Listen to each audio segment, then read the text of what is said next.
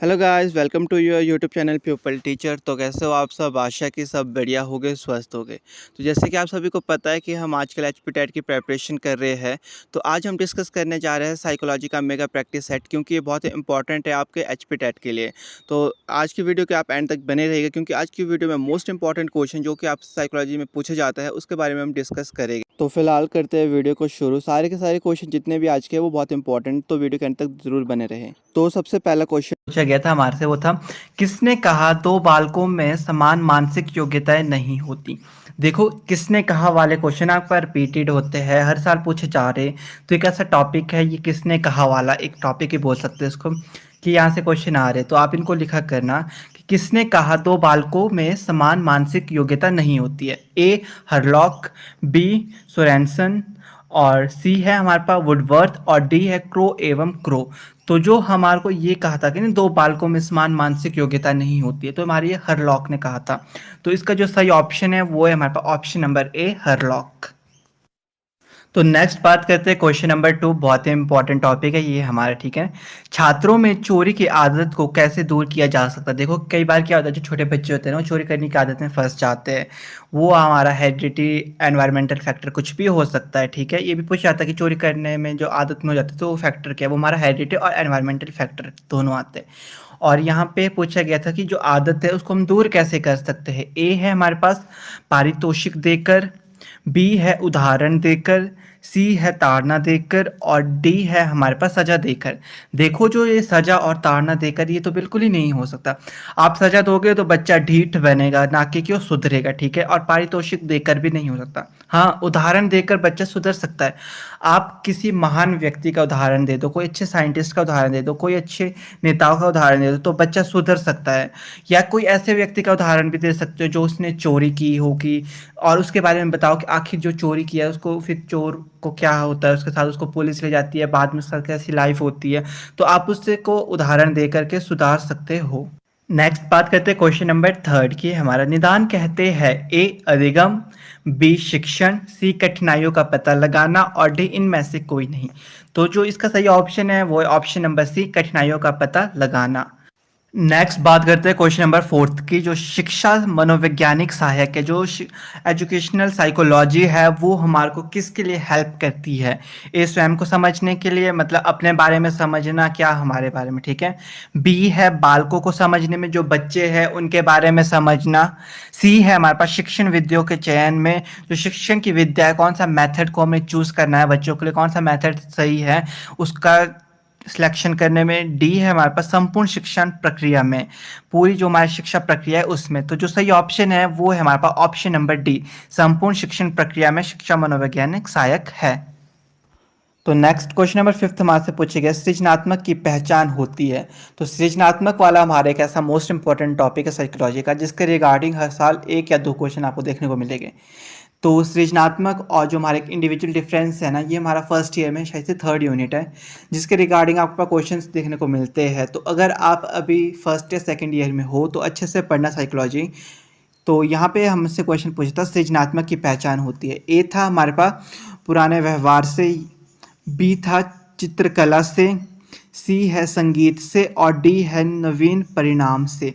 अब देखो, सृजनात्मक की बात करें तो जब हम बात करते हैं ना सृजनात्मक, बोले क्रिएटिव पर्सन, तो नवीन परिणामों से हमें पता चलता है आखिर वो किस तरीके से नई नई चीज़ों को देख रहा है, किस तरीके से नई नई चीज़ों का आविष्कार कर रहा है, किस तरीके से नई नई चीज़ों को बना रहा है। तो इसका जो सही ऑप्शन है वो है ऑप्शन नंबर डी। तो नेक्स्ट क्वेश्चन नंबर 6 हमारे से पूछा गया था, अहम संपूर्णता बनाम निराशा की अवस्था है। ए है हमारी 30 से लेकर 65 वर्ष तक, बी है 20 से लेकर 30 वर्ष तक, सी है हमारे पास 65 वर्ष या इनमें इससे अधिक, और डी है हमारे पास 12 से लेकर 19 वर्ष तक। तो जो इसका सही ऑप्शन है वो है हमारे पास सी, 65 वर्ष या इससे अधिक। नेक्स्ट क्वेश्चन नंबर 7, बहुत ही इंपॉर्टेंट क्वेश्चन है भी। दूसरे वर्ष के अंत तक शिशु का शब्द भंडार हो जाता है। ए है हमारे पास 50 शब्द, बी है हमारे पास 272 शब्द, सी है 301, और डी है हमारे पास 450 शब्द। तो जो हमारा इसका सही ऑप्शन है वो है ऑप्शन नंबर बी। जो बच्चा हमारा 2 वर्ष का हो जाता है तो वो 272 वर्ड्स का भंडार मतलब उसके अंदर वोकैबुलरी हो जाती है 272। तो नेक्स्ट बात करते हैं हम क्वेश्चन नंबर 8 की। इसमें हमारे को पूछे गए हैं छात्रों में रटने को कम करने के लिए कौन सा उपाय सर्वोत्तम है। क्या होता है ना, कई बार जो बच्चे होते हैं ना वो रटने रोट मेमोरी होती है उनकी, जो रटना रटना रटना करते हैं, तो उसको हम कम किस तरीके से कर सकते हैं वो हमारे से उपाय पूछे गए। ठीक है, ए है हमारे पास पाठ्य सामग्री क्रियाओं को बढ़ावा देना, बी है शिक्षण विधियों में परिवर्तन करना, या सी है हमारे पास सृजनात्मक को बढ़ावा देना, और डी है मूल्यांकन विधियों में परिवर्तन करना। तो जब हम मूल्यांकन विधियों में परिवर्तन करेंगे ना तो बच्चे की जो रटने करने की प्रवृत्ति होती है ना वो कम हो जाती है। तो इसलिए जो यहाँ पे सही ऑप्शन है हमारा वो है ऑप्शन नंबर डी। नेक्स्ट अब हम बात करते हैं क्वेश्चन नंबर 9। यहाँ हमसे पूछा गया सीखने के वक्र है। ए सीखने की प्रगति के सूचक, बी है हमारे पास सीखने की मौलिकता के सूचक, सी है हमारे पास सीखने के गात्यात्मक स्वरूप के सूचक, और डी है हमारे पास सीखने की रचनात्मक के सूचक। तो यहाँ पे जो हमारा सही ऑप्शन है वो है हमारे पास ऑप्शन नंबर ए सीखने की प्रगति के सूचक। नेक्स्ट बात करते हैं क्वेश्चन नंबर 10 है हमारे पास मानव विकास में कौन सा कारक महत्वपूर्ण है। बोले तो जब डेवलपमेंट की बात करें हम इंसान की तो कौन सी चीज़ बहुत इंपॉर्टेंट है। ए हमारे पास अनुवांशिकता बोले तो हेरिडिटी, बी है पर्यावरण एनवायरनमेंट, सी है हमारे पास अनुवांशिकता एवं पर्यावरण, और डी है इनमें से कोई नहीं। देखो जब भी हम विकास की बात करते हैं तो अनुवांशिकता एवं पर्यावरण दोनों ही बहुत इंपॉर्टेंट होते हैं। मनुष्य की लाइफ में ना, एक पर्सन की लाइफ में हेरिडिटी एनवायरनमेंट दोनों का फैक्ट पड़ता ही पड़ता है।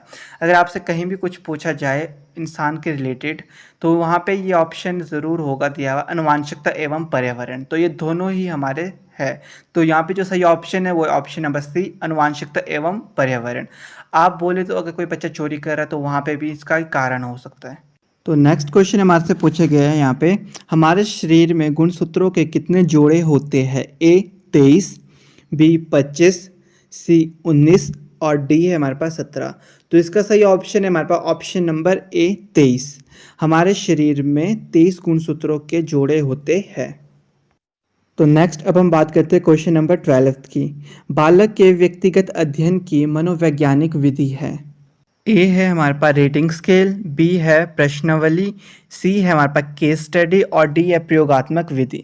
देखो जब हम बालक के व्यक्तिगत अध्ययन उसके पर्सनल लाइफ के बारे में जानना है तो हमारे को उसकी केस स्टडी करनी पड़ेगी, उसकी गहराई तक जाना पड़ेगा, आखिर उसके बारे में जानना पड़ेगा क्या वो करता है, उसका जो बैकग्राउंड है वो किस तरीके का है। तो ये सब हमारे को केस स्टडी से पता चलता है। तो इसका सही ऑप्शन है हमारे पास सी। तो नेक्स्ट क्वेश्चन क्वेश्चन नंबर 13 बहुत इंपॉर्टेंट क्वेश्चन है ये हमारे पास। तो ये यहाँ पे पूछे गया एक मूर्त बुद्धि, दो अमूर्त बुद्धि एवं तीसरी हमारी सामाजिक बुद्धि, 3 प्रकार की बुद्धियों के प्रकार किस मनोवैज्ञानिक द्वारा दिए गए थे। तो ये हमारे थॉर्नडाइक के द्वारा दिए गए थे। तो इसका जो सही ऑप्शन है हमारे पास ऑप्शन नंबर डी। तो नेक्स्ट क्वेश्चन क्वेश्चन नंबर 14 ये हमारे पास रिपीटेड और मोस्ट इंपॉर्टेंट क्वेश्चन है। ठीक है, तो यहाँ पूछा गया था हमारे पास प्रथम मनोवैज्ञानिक प्रयोगशाला की स्थापना किसने की थी। तो जो हमारी प्रथम जो मनोवैज्ञानिक प्रयोगशाला थी उसकी स्थापना हमारी वुंट ने की थी, और कब की थी ये भी पूछा जाता है। तो ये की थी हमारी 1879 में। तो इसका जो यहाँ पे सही ऑप्शन है वो है ऑप्शन नंबर सी। तो नेक्स्ट क्वेश्चन नंबर 15 है हमारे पास कूट संकेत प्रक्रिया है। ए विस्मरण, बी स्मृति, सी संवेदना, और डी है हमारे पास संवेग। तो जो हमारी कूट संकेत प्रक्रिया है ये हमारी स्मृति की प्रक्रिया है। तो इसका सही ऑप्शन है हमारे पास ऑप्शन नंबर बी। तो नेक्स्ट क्वेश्चन हमारे पास स्मृति से आया हुआ है। तो आपका ये साइकोलॉजी में सेकेंड ईयर में बहुत मोस्ट इंपॉर्टेंट टॉपिक है एक मेमोरी वाला, जो कि स्मृति के रिगार्डिंग क्वेश्चन आपके पास हर साल पूछे जाते हैं। 2 क्वेश्चन या 3 क्वेश्चन पूछे ही जाते हैं। तो बहुत इंपॉर्टेंट टॉपिक है, आप इसको अच्छे से पढ़ के ना। और ये भी बहुत इंपॉर्टेंट क्वेश्चन क्योंकि ये क्वेश्चन रिपीटेड है तो आप इसको भी याद रखने। एक क्वेश्चन जो आपसे पूछा गया ये है समचयन स्मृति की प्रक्रिया है। जो हमारी समचयन स्मृति है ना उसकी कौन सी प्रक्रिया है ये। ठीक है, ए हमारे पास दिया गया प्रथम, बी द्वितीय, सी तृतीय, डी चतुर्थ। तो जो इसका सही ऑप्शन है वो हमारे पास ऑप्शन नंबर बी द्वितीय, समचयन स्मृति की द्वितीय प्रक्रिया है। तो अब हम बात करते हैं अपना नेक्स्ट क्वेश्चन क्वेश्चन नंबर 17 हमारे से पूछा गया था प्रेरणा की आवश्यकताओं का अनुक्रम सिद्धांत किसका है। तो जो ये हमारा सिद्धांत है ये हमारा मैस्लो का। तो इसका यहाँ पे जो सही ऑप्शन है वो है हमारे पास ऑप्शन नंबर ए। तो नेक्स्ट बात करते हैं क्वेश्चन नंबर 18 हमसे पूछे गए यहाँ पे बुद्धि एवं सृजनात्मक में प्राय किस प्रकार का संबंध पाया जाता है। ए है हमारे पास दिया विधेयात्मक, बी है निषेधात्मक, सी है हमारे पास शून्य और डी है उपरोक्त सभी। उपरोक्त सभी तो नहीं होगा और शून्य भी नहीं होता, ठीक है। तो इसका जो सही ऑप्शन है वो है हमारे पास ऑप्शन नंबर ए। तो नेक्स्ट बात करते हैं अपना क्वेश्चन नंबर 19। ये बहुत ही इंपॉर्टेंट क्वेश्चन है आपके पास, ठीक है, क्योंकि बाल अपराध से ना आपके पास बहुत सारे क्वेश्चन पूछे जाते हैं, इवन कि हर साल क्वेश्चन पूछे जाते हैं। ये ऐसे कुछ टॉपिक्स होते हैं जिसके बारे में आपको बता रहे हैं। जैसे समृद्धि एक मेमोरी वाला टॉपिक है, वहाँ से रिगार्डिंग आपके पास हर साल 2-3 क्वेश्चन पूछे जाते हैं। बाल अपराध वाला ये टॉपिक है, यहाँ से आपके पास हर साल 1-2 क्वेश्चन पूछे जाते हैं। तो यहाँ जो हमसे क्वेश्चन पूछा गया है वो है हमारे पास बाल अपराध कैसा व्यवहार है। आखिर जो बच्चे वो अपराध करते हैं, जो छोटे छोटे बच्चे, वो किस तरह का व्यवहार होता है, ठीक है।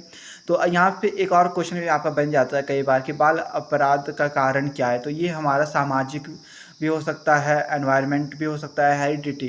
तो ज़्यादातर इसका जो सही ऑप्शन होता है वो होता है हमारा एनवायरनमेंट एंड हेरिडिटी फैक्टर, ठीक है। तो यहाँ पे हमसे पूछा गया था कि बाल अपराध कैसा व्यवहार है, ठीक है। तो हमारा जो बाल अपराध है ना वो हमारा समाज विरोधी व्यवहार है। तो यहाँ पे सही ऑप्शन है हमारे पास ऑप्शन नंबर ए, समाज विरोधी।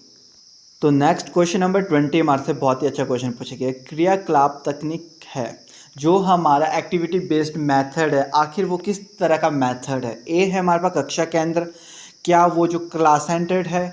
बी है हमारे पास अध्यापक केंद्र, बोलते टीचर सेंटर्ड। और सी है विषय केंद्र, सब्जेक्ट सेंटर्ड। और डी है हमारे पास विद्यार्थी केंद्र, मतलब चाइल्ड सेंटर्ड।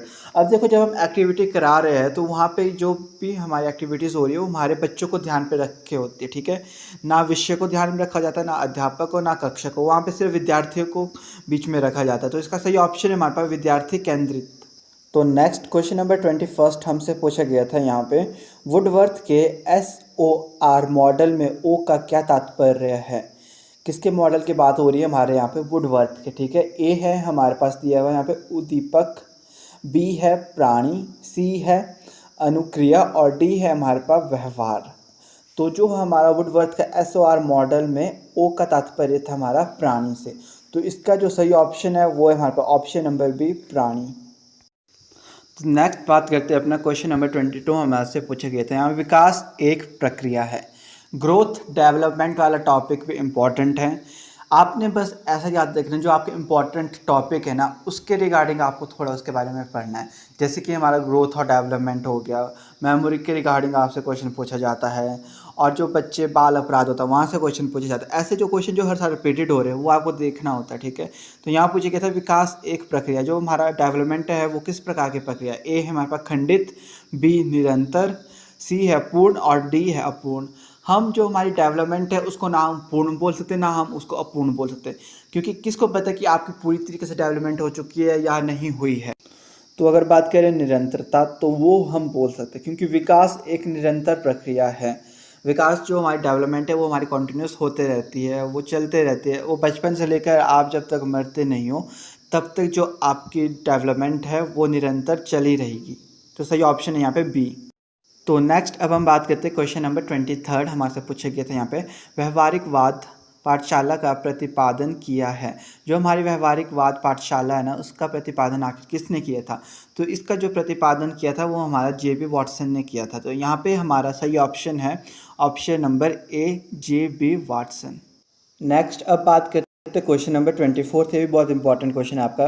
प्रत्येक पितृक में बना होता है। ए है हमारे पास DNA, बी है RNA और सी है हमारे पास गुणसूत्र और डी है सभी में। तो इसका जो सही ऑप्शन है वो है ऑप्शन नंबर ए, DNA। तो नेक्स्ट क्वेश्चन नंबर 25 हमारे से पूछे गए थे यहाँ पे, वार्तालाप उदाहरण है। ए हमारे पास दिया गया था यहाँ पे संवेदनात्मक अवस्था, बी है अपूर्ण क्रियात्मक अवस्था, सी है स्थूल क्रियात्मक अवस्था और डी है हमारे पास औपचारिक क्रियात्मक अवस्था। तो जो हमारा वार्तालाप है वो हमारा उदाहरण है स्थूल क्रियात्मक अवस्था का। तो यहाँ पे हमारा सही ऑप्शन है ऑप्शन नंबर सी। तो नेक्स्ट बात करते हैं अपना क्वेश्चन नंबर 26। ये थोड़ा लॉजिकल क्वेश्चन भी है आपके लिए। इसमें यहाँ पे पूछा गया है हमारे पास शारीरिक विकास का क्षेत्र है। ए हड्डियों का विकास, बी है हमारे पास स्नायु मंडल का विकास और सी है हमारे पास मांसपेशियों का विकास, डी है इन सभी का। तो जब हम शारीरिक विकास की बात करें तो हमारा इन सभी का विकास होगा। हमारा हड्डियों का विकास होगा, हमारा मांसपेशियों का होगा, स्नायु मंडल का विकास होगा। तो इसका सही ऑप्शन है हमारे पास ऑप्शन नंबर डी, इन सभी का। तो नेक्स्ट बात करते हैं अपना क्वेश्चन नंबर 27 हमारे से पूछा गया था यहाँ पे। स्वायत्तता बनाम लज्जा एवं शक की अवस्था है। ए हमारे पास 0 से लेकर 1 वर्ष, बी है हमारे पास 4 से लेकर 6 वर्ष, सी है हमारे पास 2 से लेकर 3 वर्ष और डी है हमारे पास 11 से लेकर 12 वर्ष। तो जो इसका सही ऑप्शन है वो है हमारे पास ऑप्शन नंबर सी, 2 से लेकर 3 वर्ष। तो नेक्स्ट बात करते हैं क्वेश्चन नंबर 28 हमारे पास पूछे गए थे यहाँ पे। जीववाद प्रवृत्ति बालक में किस अवस्था में पाई जाती है। ए है हमारे पास इड, बी है अहम और सी है हमारे पास पर अहम, डी इन सभी में। तो इसका सही ऑप्शन है हमारे पास ऑप्शन नंबर ए, इड। तो नेक्स्ट बात करते हैं क्वेश्चन नंबर 29 हमारे से पूछे गए यहाँ पे। वास्तविकता के गुण पाए जाते हैं। ए है हमारे पास अमीर के बच्चों में, बी है गरीब के बच्चों में, सी है हमारे पास सृजनशील बच्चों में और डी है हमारे पास सामान्य बच्चों में। तो जब वास्तविकता की बात करें तो ये हमारे जो गुण होते हैं ये हमारे सृजनशील बच्चों में पाए जाते हैं। तो इसका सही ऑप्शन है हमारे पास ऑप्शन नंबर सी। नेक्स्ट बात करते हैं लास्ट क्वेश्चन जो कि हमारा साइकोलॉजी सेक्शन का पूछा गया था यहाँ पे। किसने विस्मरण पर प्रयोग किया। ए है हमारे पास एबिंगहॉस, बी है हमारे पास वुडवर्थ और सी है हमारे पास स्टाउट और डी है इन में से कोई नहीं। तो इसका सही ऑप्शन है हमारे पास ऑप्शन नंबर ए, एबिंगहॉस। तो आज की वीडियो में बस इतना ही। मिलते हैं अपने नेक्स्ट वीडियो में एक नए टॉपिक के साथ। आशा है कि आज की वीडियो आप सबके लिए हेल्पफुल रही होगी और आपको आज की वीडियो अच्छी लगी होगी। तो फिलहाल इसी तरह की वीडियो के लिए मेरे इस यूट्यूब चैनल को सब्सक्राइब कर देना। तो अगर वीडियो अच्छी लगी होगी तो वीडियो को लाइक शेयर कर देना, साथ ही साथ चैनल को भी सब्सक्राइब कर देना। Thank you.